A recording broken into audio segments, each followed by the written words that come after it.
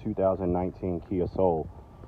So all of the videos that I've seen have been based on the earlier models. Even though it's a generation 2, they don't necessarily have a honeycomb like that. So I wanted to at least show something that had the honeycomb and how to cut it out. And let me be specific about something. I left one space intact. From here to here is 5.5 inches. That should be enough for most base plates. So from here to here, 5.5 inches, okay? Are there going to be some base plates that need more? I don't know. Blue Ox, Demco, and Roadmaster should fit in that space. You got plenty of honeycomb left, but I would try to keep it, right there. At least it looks like it belongs.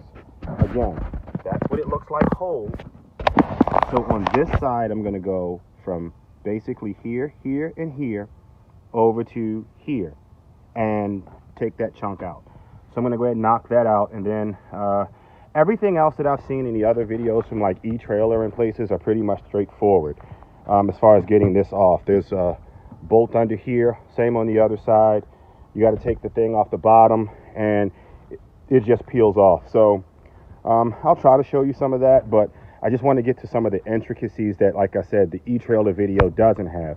Exactly how big to make that hole, how to do these holes and make them easier. And then once I get in there, I'm going to show you how to grind off some of that stuff to make it relatively straightforward.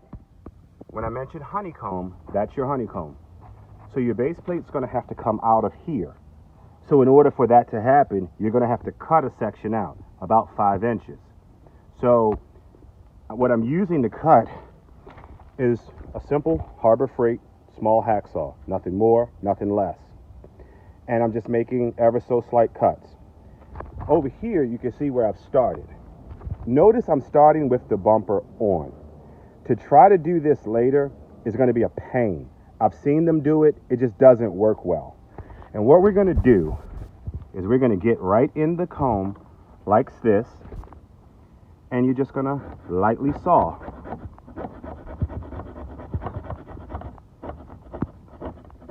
All right. And then once you're through, you have to get that out, but it's just a matter of bending this back and it falls out.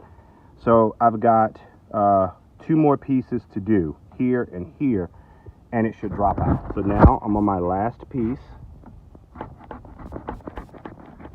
And you really kind of just want to stay high if you can. Boom, and she's out. So this is where my base plate's actually going to come through, okay?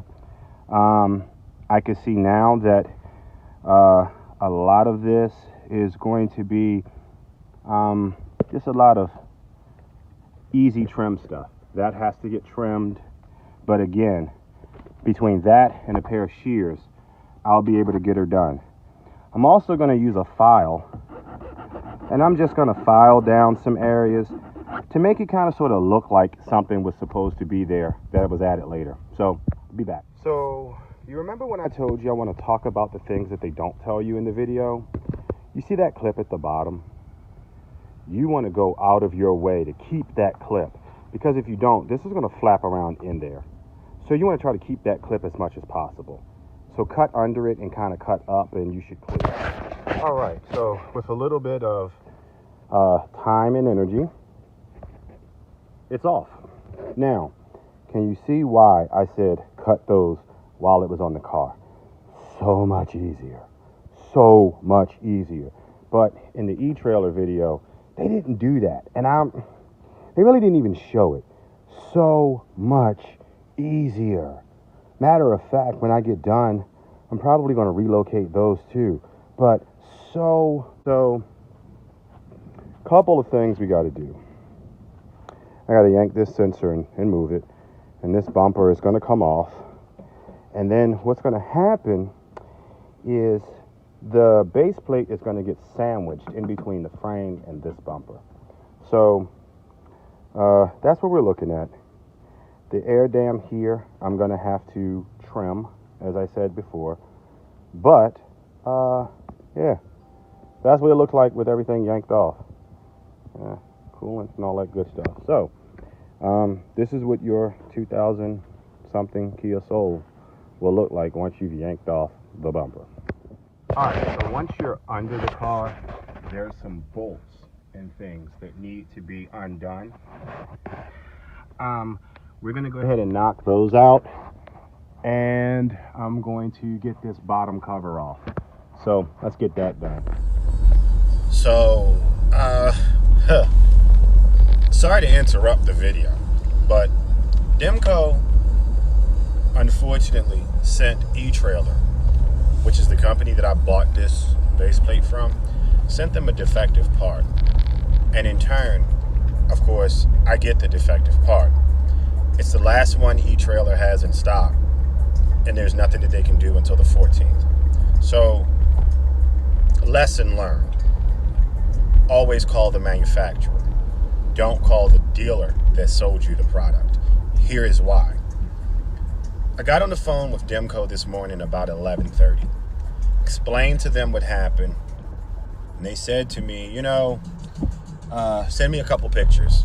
We need to see what's going on. So I sent them some pictures. Same pictures I sent eTrailer. So the guy calls me back and he says, I can't really see what's going on. Can you send me pictures of just the base plate so we can see where it's off and try to make them as level as possible? So I did.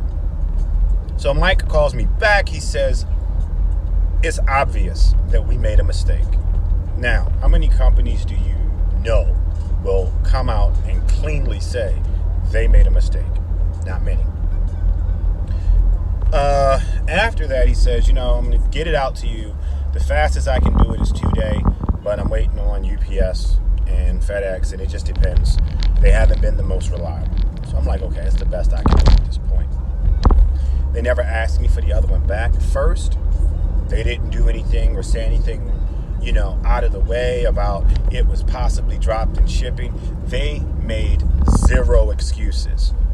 They just wanted to make sure that I had a base plate that worked. So in the next couple of days, I'm hoping and praying that I will have a base plate. When I do get the base plate, I will show you how I mounted it up. I'll show you how it should look when it's lined up. And again, I'm going to show you the things that eTrailer doesn't show in their video. So, unfortunately, I got a bad base plate. I got to make the best of the situation. The good news is my trip is another 3 weeks out. So if I had put this project off, I would have been up the creek. And so at least I had sense enough to at least start the project and figure out, what I needed to do. I will also make sure that I put a link to my website where I have all of the pictures of what I did. So at least you have an idea. The most important thing is make sure that, these bullet points that I'm saying, like eTrailer doesn't show you, make sure you pay attention to those, because it's those little fine, minute points that's going to keep you from having to go back into this installation later and fix stuff because they were just a little vague. And it's not their fault. It's just what it is. So, on to the next segment. Bad base plate number 2. So the new base plate's here. Clearly, the old one was not sitting in the jig properly.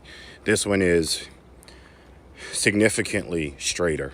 And we're going to go ahead and rip this car apart again. And I'll start taking video of how I get it up onto the bumper once I get everything mated. And I'll show you the screws and stuff that I've used to get everything squared away. So let's get to cracking. I'll be back in a few seconds, I guess. Well, the moment of truth finally came. And as you see, it matches up perfectly. So I'm going to go ahead and get the bumper put back on. Everything looks excellent. Yeah, I think this is going to work. So here are the bolts that are going to replace the original ones that came out. Also, I want to show you something. eTrailer wants you to remove this sensor. Just unplug it, remove it from right there, and just tuck it on the side. It's not necessary to take the whole thing. As you can see, I probably cut more of the air dam than I probably needed to, but you see why I said it was important to keep those clips, because it's still on there. It ain't going nowhere. So let's go ahead and start getting her put back together. And if I see anything that I need to point out, I'll point it out and give you a tip or two about it.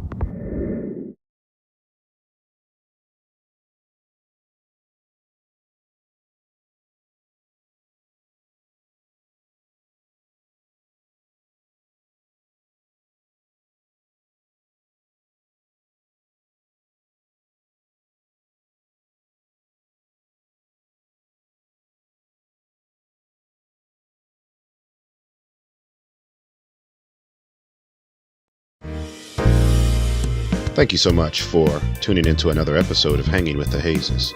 Feel free to like us with a quick thumbs up. We always appreciate those. If you have any questions, comments, or concerns, feel free to send us an email. We'd be more than happy to get back to you. You're also welcome to use the comment section below, and we try to get back to you within about a day's time or so. If we're on the road, it may take a little bit longer, but we look forward to sharing our adventures with you.